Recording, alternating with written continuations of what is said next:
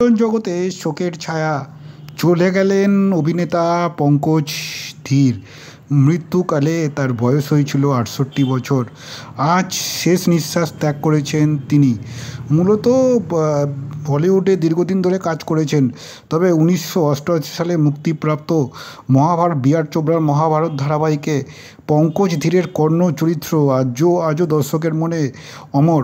তার অভিনয় একদিকে ছিল বীরত্ব, অন্যদিকে করুণ মানবিক বোধ, যা তাকে আলাদা মাত্রা এনে দেয়। কর্ণের চরিত্রে তাকে জীবন্ত করে তুলেছিল সেই সময়।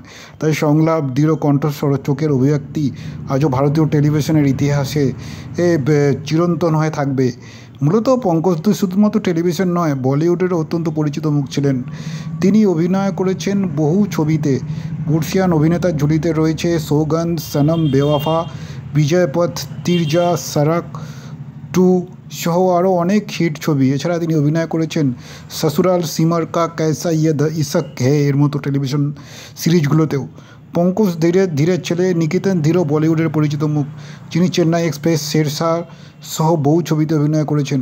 একই সঙ্গে নিকেতনের স্ত্রী অভিনেত্রী কার্তিক সেঙ্গরও জনপ্রিয় টেলিভিশন এর পরিচিত মুখ। প্রিয়জনের এমন মৃত্যুতে ভেঙে পড়েছেন তার পরিবার ও সহকর্মীরা।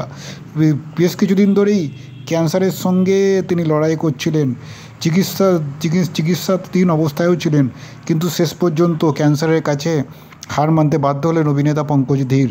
মূলত তার মৃত্যুতে পুরো ইন্ডাস্ট্রিতে শোকের ছায়া নেমে এসছে। মহাভারতে যুধিষ্ঠির তথা অভিনেতা গজেন্দ্র চৌহান, দুর্যোধন অর্থাৎ পুনিত ঈশা সমাজ মাধ্যমে শোকবার্তা জানিয়েছেন।